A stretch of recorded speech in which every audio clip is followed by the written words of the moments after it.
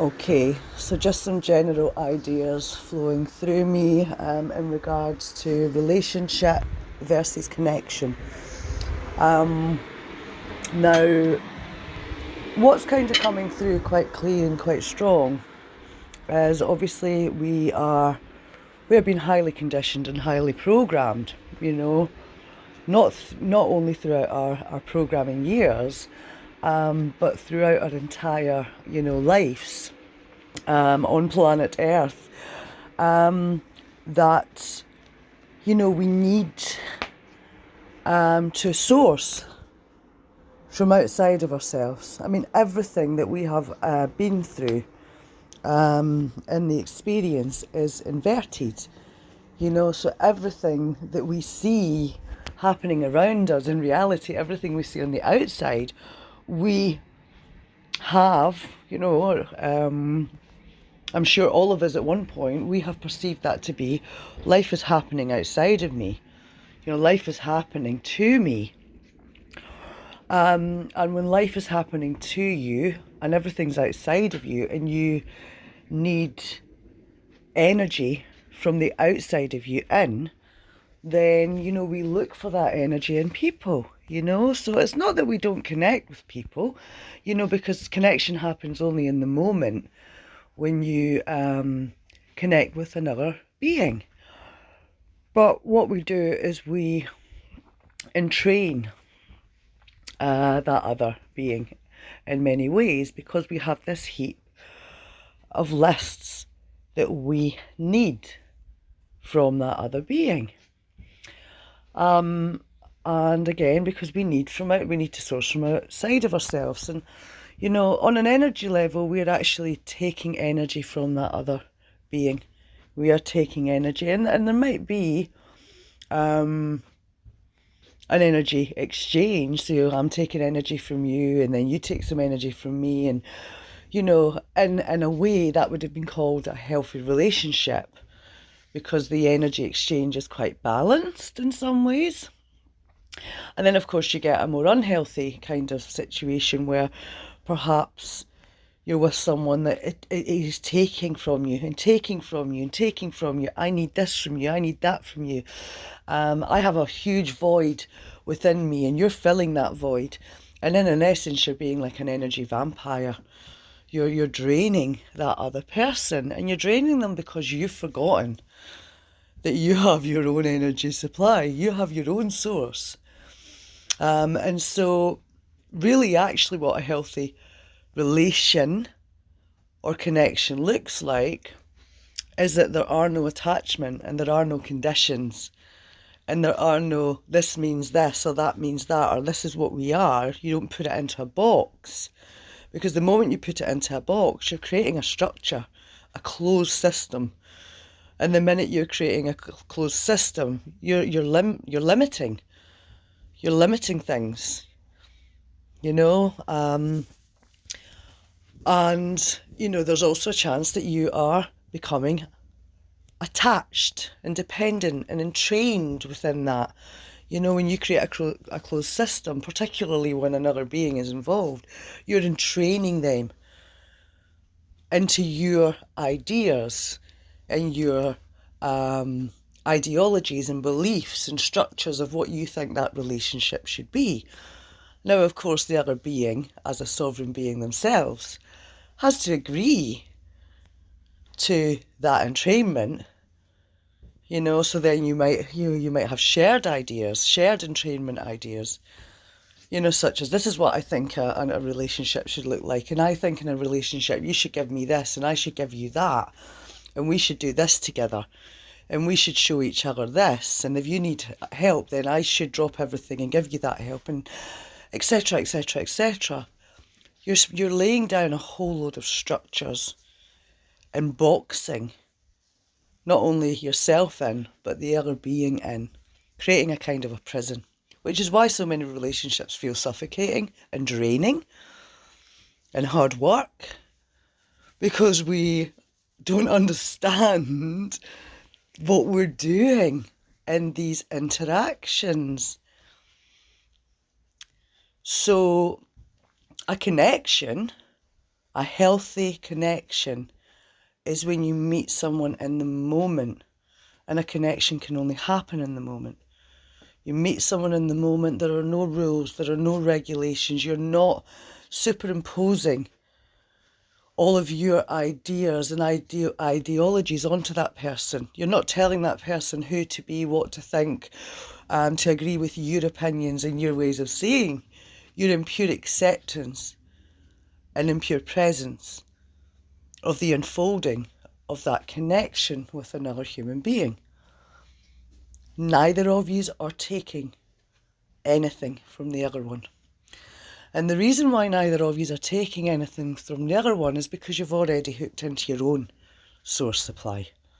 You don't need to take anything from the other one. Why would you need to take their energy when you've got your own? You know, why would you need them to fill that void when you know that you're the only one that can really fill that void? You know, otherwise, you know, it's codependency. The moment that individual walks away from you after that actual true connection, which can only happen in the moment, you then feel their absence. You then feel the void in you because you're expecting another being to fill that void with their energy. Again, going back, it's a form of vampirism. You're feeding off of them whilst in their company. You're taking their energy from them to fill the void because you've forgotten that you have your own supply. So again, going back, you know, if you're really on this journey, you're really on this ascension journey, it's plain and simple. You know, unless you come together with a being, you know, and maybe the connection you do have is a bit more on the romantic side, you know, perhaps you both decide that, you know, in that moment you're going to engage in, let's say, sexual activity with that being. So it's more than a friendly connection. There still really should be an awareness around what you're attaching to the meaning of all of that. And can you actually physically walk away and take all of your energy back and give them all of their energy back, and there's no entrainment, you know? It's like, right, I command all of my space back again. I command to stand in my own light, and I'm disconnecting any cords that were created through that experience where there may have been entanglement happening, quantum entanglement. And so for me right now, I mean, it's not like I didn't know this. It's going back to, this is what the journey's been telling me all along, but unfortunately, you work through it in layers, because you really, the parts of you, which are your ego, they're self-created parts, the parts that are created on these ideas, rules, regulations, ideologies, beliefs, society, upbringing, programming, conditioning. Those parts of you, which are energetic consciousness data that you relate to being you, those parts of you can't understand that concept of completely letting go of all attachment to everything, because those parts of you survive on attachment. And so anytime you're feeling wounded or rejected, or I'm not getting what I want in this situation, this person's not giving me what I need, you know, you're always coming from that place of this attachment, conditioned, programmed aspect of you. And again, just for me, what I've been doing, you know, both unconsciously and more consciously now, when I look back, is seeing that I am dismantling these parts of me these constructs that I have created living in this system with the rules and regulations and the ideas and the conditioning. And as these parts of me, which are consciousness, they are conscious, everything's conscious, are breaking down, it can feel like you're going through a bit of a death. You know, these parts of you can feel like they're screaming at you, so you can be having all these like chaotic thoughts in your mind that you're going crazy, or you've gone too far, or you need this, or you need that, or that person's not giving you what you want and what you need and what you know you should have. And it's painful. There's normally wounding and emotions all entangled in there too. And so you're moving through the crumbling or the dismantling of this aspect of your consciousness that is operating on like a geometry that isn't actually connected into the unified field of love. So that's why it feels like it needs something outside of itself, because once you're really fully reconnected back to the unified field of love, again, it's going back to you self-source, because you have all of the energy that you need from within you. You don't need anything from anyone else. You do not need anything from anyone else. And very often what happens is life takes us on a little journey. And on this little journey, you experience just that. These aspects of you that want to control, these aspects of you that have ideas, these aspects of you that are like, oh yeah, I want to create this, this and this with this person. And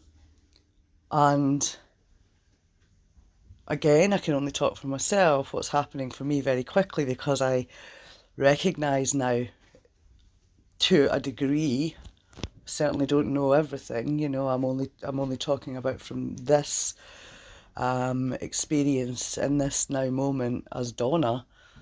To a degree, I'm beginning to understand these processes and the way that my experience is showing me what I am still, lacking, or where I'm still operating from that place where I'm feeling like I need something.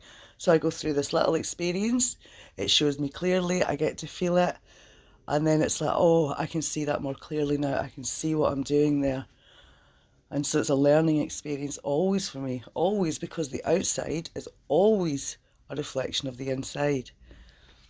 And we agree on a higher level with the higher consciousness for each of us to play parts in this little discovery game of, beginning to embody more and more of actually what we truly are, as opposed to what we've been conditioned to believe we are. And sometimes it can feel fucking hard, and sometimes it can feel like a disaster. And there's many, many times I've had experiences with other human beings where, after the whole experience, which felt like an absolute, nightmare, it's like you can be angry almost if you don't see it for what it is. You can be like, why the fuck would my higher self put me through that? Why would you do this to me? This is you're coming from that place of, why would the victim, why would I do this to me? And then realizing again that the me that you're referring to as why would my higher self do this to me is the ego, is another layer of the construct that perhaps needs to be worked through, dismantled, reintegrated. There are many different ways of looking at it. So I feel as though that's what's landed for me really clearly, is just, again, so know your space. Know your space as an individual pillar. Know your space. Know that every interaction that you have is going into creation. Every thought, every feeling is going into creation. Know that any agreements or entanglements that you've made with any being in any time or space or dimension, past, present, future, parallel, is creating an entanglement, a way in which another being is siphoning your source. And so close all of those down. Everything comes down to consent. What are you consenting to? So start commanding your space on all levels.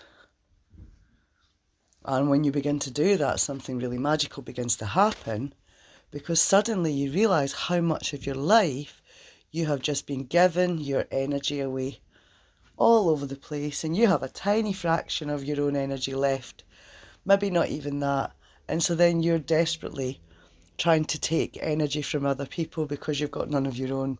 And it's this cycle that we've all been in, where we're all fighting for energy. We're fighting for energy in total amnesia that we just have to plug into our own supply and stop giving permission, consciously or unconsciously, to other beings from just coming along and just hooking in and siphoning that energy from us. You know, permission. So, yep, so I feel like that's fairly clear. And yeah, I'm not sure whether I'll share this recording or not, but yep. If you've listened to this, sending you lots and lots and lots of love.